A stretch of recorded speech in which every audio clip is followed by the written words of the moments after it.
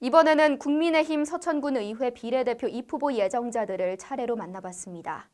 먼저 국민의힘을 향한 일편단심과 서천만 바라보는 해바라기 같은 마음으로 당원 활동을 해왔다는 백은영 입후보 예정자입니다. 백 입후보 예정자는 서천의 현안으로 의료체계 부족을 꼽았습니다. 더불어 웰다잉을 위한 체계를 세우고 청년들을 위한 조례도 세분화하고 싶다는 생각을 전했습니다. 앵커 리포트입니다. 서천에서 태어나고 자라며 현재 손자까지 돌보고 있다는 백은영 비례대표 입후보 예정자. 그는 전국이 파란 물결이던 지난날 당의 상황은 안 좋았지만 당과 함께 힘든 시기를 버텼다고 말했습니다. 저는 정당 활동을 정말 오래 했어요. 그리고 당이 어려울 때도 저는 같이 했어요, 당하고.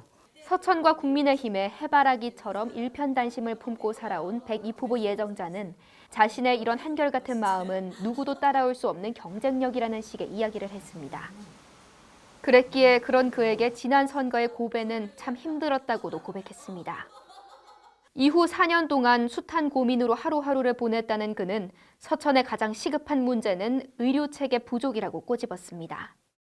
낙선 이후 의료재단도 설립하고 의료복지를 개선하기 위해 노력했다며 이후 자신이 군의회에 나가 의료 취약지구인 서천군의 과제를 해결하는 꿈을 꾸게 되었다고 말했습니다. 또 이제 의료재단도 설립해보고 응급의료 취약지구에서 벗어나지 지금도 못하고 있어요. 건강가정 육성 조례안에 대해서는 약간 좀 세부적으로 했으면 좋겠다. 또한 존엄하게 생을 마감한다는 의미인 웰다잉을 위해서 호스피스와 장례에 관한 조례를 제정할 것을 밝혔습니다. 죽음을 맞이하는데 호스피스 완화 병동이라든지 또 세부적으로 저소득이면 무조건 80만 원 장례비죠. 이런 것보다는 백 입후보 예정자는 새 자녀를 키우며 서천의 청년 정책의 필요성을 뼈저리게 깨달았다고 털어놓기도 했습니다. 이에 청년들이 뿌리 내리고 사는데 필요한 사항들을 지원하는 청년센터를 운영하겠다는 계획을 설명했습니다.